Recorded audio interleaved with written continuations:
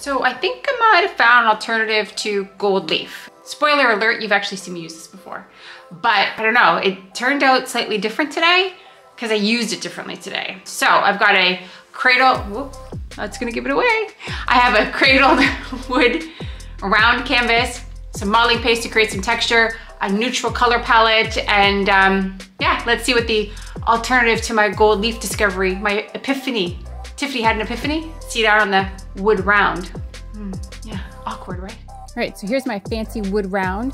First off, I'm gonna start by gessoing it. I'm going to tint the gesso ever so slightly with some Naples yellow light, just so I can get a little bit of contrast. So when I add the modeling paste, I can kind of see the difference. But once I put on the gesso, I'm gonna let it dry overnight, and then we'll come back and we'll start adding the paste.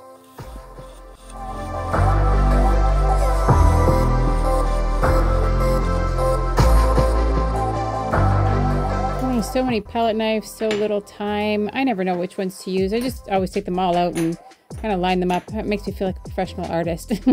Yeah, and this is the fine modeling paste that I'm going to use today. So we're just gonna open that up and spread it kind of randomly on this cradled wood round, and let's see what happens. Because I really don't have much of a plan. I'm really not sure how I want to lay this out. The only thing I'm confident about is the neutral color palette that I want to do. That's the only thing that's kind of in my mind.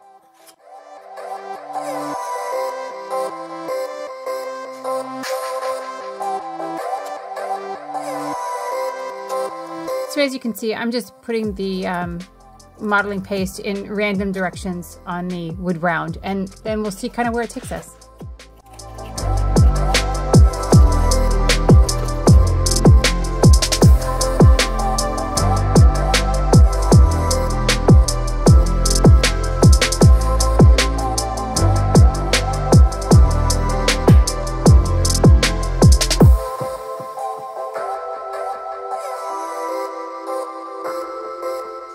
All right, now that the modeling paste is dry, this is a very last minute random decision I made, is to take my Van Dyke Brown and my Ginger Snap by ColourArte, mix it with some of my pouring medium. I've used this color many, many times before, but I wanted to like pour it on the canvas on top of the texture specifically. I didn't want to cover the whole thing, but I wanted to experiment to see like how does it dry? Like how does it react to the modeling paste? And you can see, obviously, I'm totally ill-prepared. I didn't have any stands down, and I wasn't about to put this thing down in all the drips. That would have just made a mess on the backside.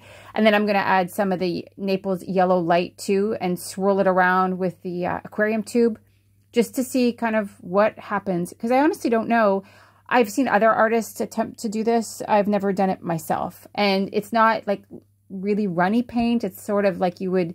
a little bit thicker possibly than a Dutch pour, if I was going to relate it to how thick the paint is that I'm using, that I'm blowing around. And then I'll kind of wait for it to dry, see if it cracks, and, you know, no harm. If it doesn't turn out, I'll just cover the whole thing with gesso and start over.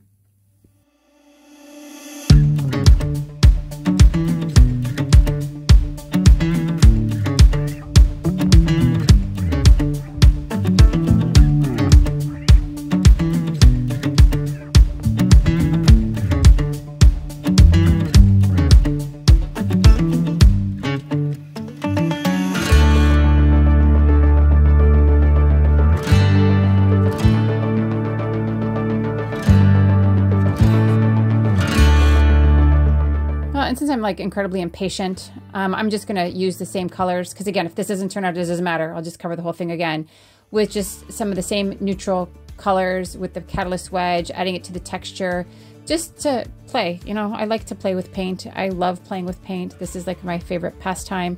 So let's just kind of see what happens, and then we'll let this whole thing dry and then take it from there.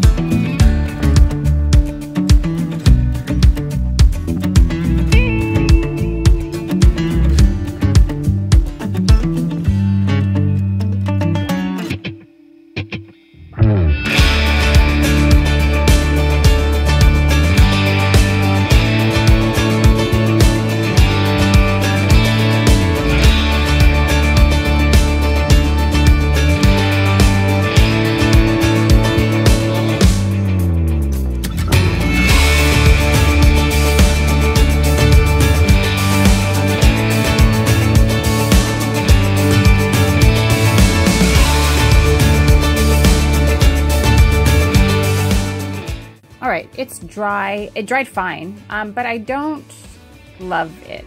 It's too icky brown. Yeah. So I'm just going to take the Catalyst Wedge. I'm actually going to go over top of the entire thing that I poured on the bottom, because I think also that it might add some interest underneath. So I'm just going to take some Naples Yellow Light with the Catalyst Wedge and put it right over top of it, and, you know, utilize the colors that I poured down as a base to add some additional depth and dimension, which I'm kind of liking once I start to go over it. I might have liked it, the whole thing, but just kind of the way I laid it out on the wood round, it's kind of looking stupid. So it is what it is.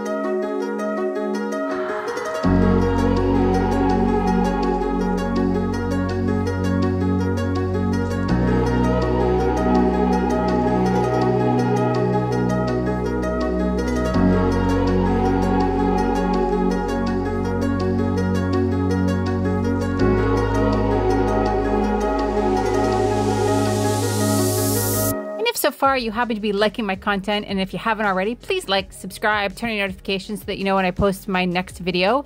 And in addition to that, let me know in the comments below what you're thinking of all this whole texture adventure that I'm on. Don't worry, the flower heads are coming back. I have read your comments. I'm not oblivious.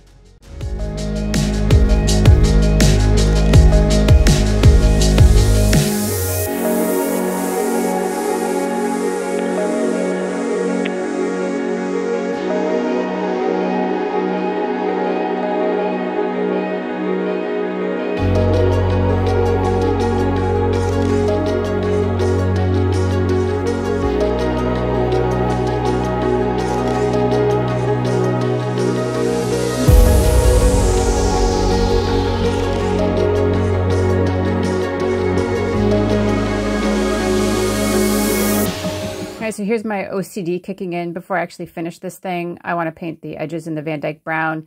I'm going to pretend I'm a pizza maker, lay this thing out. And then I originally envisioned putting like some gold leaf like right here. Yeah. But I didn't want to do that. So I'm going to use Solar Flare and a bronze metallic that I have. I'm going to use majority of Solar Flare right out of the Prism Pour bottle. Add just a dab of the dark bronze, mix the two together with my palette knife. And then once I get it to a nice champagne color, I'm going to apply it to the canvas using the Catalyst Wedge. I'm not sure initially how I'm going to apply it. I'm just kind of dragging it across the texture, but like a lot heavier handed than I've done previously on texture. Normally I just kind of drag it across the top and just highlight certain aspects of the texture. What I love about this is there's no mess. I don't have gold leaf flying around everywhere where you struggle. If you've ever applied gold leaf, you struggle to make it stick and then it kind of gets everywhere. This gives me the same effect after the fact that gold leaf, I think, would have, at least what I had envisioned of the effect that I was trying to achieve. And yet way simpler, and without, I could control it. And that's what I loved. I could control exactly where it went. And now I'm just going to add a little bit of Naples Yellow Light just to kind of give it some dimension, right? Like the gold leaf is like peeking out from behind the Naples Yellow Light. So now I'm going to take you in for the close-up so you can actually see how this, in my opinion, replicates gold leaf in a way simpler form. And actually, I prefer it. And of course, feel free to use my affiliate code with ColourArte and go to their website and you can order your own Solar Flare and try this out for yourself. And let me know in the comments below if you try it, how it works out for you. And if you have any questions, of course, feel free to always ask. Now, that's not to say I'll never use gold leaf again, but this, I love the fact that I could control it. I knew exactly where it was going to go. I loved the effect that it had, at least for me personally. I find it much more subtle and not so in your face, gold leaf, tacky. I can't believe I just said that. A lot of people love gold leaf. And I'm not saying I don't love gold leaf, but this for me worked out better. And that's, of course, where it was over top of the pour. And then this is with just the Catalyst wedge on the top. And now I'm going to let YouTube recommend the next video of mine that you should watch. And hopefully you click on it. And if so, I'll see you there.